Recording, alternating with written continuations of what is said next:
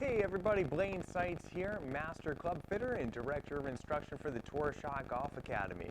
Today we're at Second Swing in Columbia, Maryland, and we're going to talk about a very common swing fault that may affect you and is the #1 cause of low back pain in golfers. So if this is something that you experience, kind of pain in the lower back, then listen up because we're going to talk about why it happens and then some simple exercises that you can do to help improve it. So what we're talking about today is something known as reverse spine angle. Okay, so what is reverse spine angle? So let's say we're about to hit a shot and we set up and we can see the angle of our spine. If we follow the buttons on our shirt, your spine is going to be at a certain angle. Typically it's going to be either stacked on the ball or slightly behind it. You know, typically we don't kind of get into this position unless it's a weird lie or things like that. But assuming your normal shot like you would do, say, at a driving range or off a tee box with a flat lie, you're going to have a little tilt. Now, what reverse spine angle is during your backswing, the angle of your spine changes. It reverses. Now, this alone is a bit of a problem, but where it really becomes a problem is on the downswing. So if we're here and we go to here and then come back to here, that puts a lot of shearing force on the lower part of our back. Now, Dr. Stuart McGill out of Waterloo University in Canada is the world-leading low back pain expert, and he talks about how a changing in the spine angle while under load is one of the most corrupting things that we can do for our lower back. It shears it, it puts things out of place, it causes a lot of pain and a lot of dysfunction. Now, if you are younger and you do this reverse spine angle move, you may not feel it yet, but you likely will as you get older. And if you are getting older, if this is something that you've been doing for a while, you're probably feeling it, or maybe you don't know that you're doing it and this is the cause of it. Now, this is a very special topic for myself because this is something I used to do when I was younger, and it led to a lot of pain in my lower back, and that's how I got into golf mobility and fitness, was to try to find a way to resolve the issues that I was finding. And so, yeah, it turns out that changing this angle is one of the worst things that we can do. I always recommend to players that I would rather see you have a shorter backswing and maintain this angle than to have a long backswing where you lose that angle, and this is so important. So what's actually happening here? Well, a lot of times this comes from our inability to control this area right here, where the top part of the legs, or our pelvis area, meets the core. And we've talked in a different video about S posture, about the kind of dysfunction that happens from too much sitting and so forth. And if this system isn't balanced properly, then we don't have the ability to control it and maintain those angles. So in this video, I want to talk about two very simple things that you can do to regain the control that you need to maintain good posture. Okay? The first one we're going to do is a single leg toe touch. Now, we need to progress our way into it because it can get fairly advanced. So we would want to start with simply just balancing on one leg. And for some of you, this might be hard enough.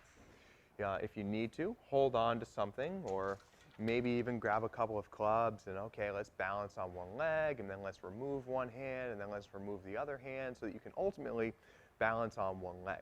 Now, assuming that you can balance on one leg and hold it and control that on both sides, then we can start to add some movement.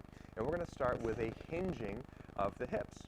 So what we're going to do is balance on one leg, our knee is nice and high, and we're going to take our hands and we're going to reach down our thigh and go to our knee, and then we're going to come back up. And this is step 2. So first step is balance on one leg.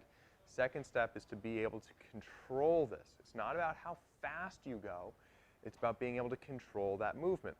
Now, over time, we're going to make this a little bit deeper. We're going to go down maybe to the mid-shin and back up.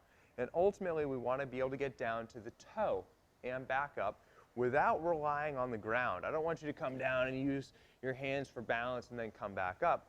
We want to ultimately try to be in control of this movement the entire time, having all this motion and hinging come through the legs and through the hips. So this is a very, very important exercise. It's difficult to overdo it because of the muscles it works. For most of us, they're chronically weak anyway. We need to strengthen them up. So a single leg toe touch is a very, very important exercise. I encourage all of you to do this today. Now, the second thing that we're going to do, a second exercise, is we're going to work the rotation part of our hips. So our hips, they move forward and backwards, but in the golf swing, they also rotate. We talk about rotation a lot. So we're going to do something known as a skater jump. Now, before I show you the skater jump, let me stress the importance of really sticking your landing. I don't care how big of a jump it is, but I care that you stick the landing and you're able to control it. So a skater jump is where we're going to start on one leg, and we're just going to hop to the side and stick the landing. Okay? Absolutely stick it. If you jump and you shuffle or you hop or you can't control it for at least a full count of 3. So we jump, 1, 2, 3. Great. What I don't want to see is this. This is not benefiting us, but sticking that landing really is. If you can stick the landing, then and only then can we make the jump bigger. And what's really neat about your body is it won't let you jump farther than you're able to control. So you'll eventually find a point where you just can't jump that far and stick the landing. So we will start small and make our way bigger. Now, for an added bonus, for those of you that are more advanced, we can actually combine both of these exercises together to do a skater jump toe touch. We would start on one leg, our knee is up, we're going to get down, we're going to jump, stick it, 1, 2, 3. We bend down, touch the toe, knee all the way up, that's 1. Jump the other way, stick that landing, very important to stick it, 3, 2, 1. We bend down, touch the toe, and we come back up, and that would be number 2. So now we have a few really, really great exercises, and what's going to happen is we're going to start to regain control of this area down here.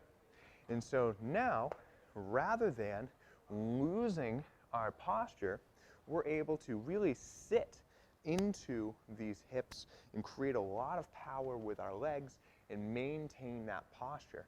Because the last thing that we want to do is have our spine start changing shape.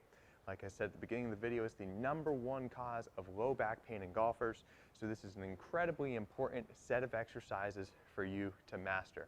Now, what I would recommend, go back, watch the video that I did on S posture, watch the video that I did on how to reverse the effects of sitting, because those mobility techniques will enhance and complement these exercises that we're talking about today. So I hope this helps, and I hope this helps with your game, how you can hit the ball farther and you experience less pain along the way. As always, everybody, move better, play better.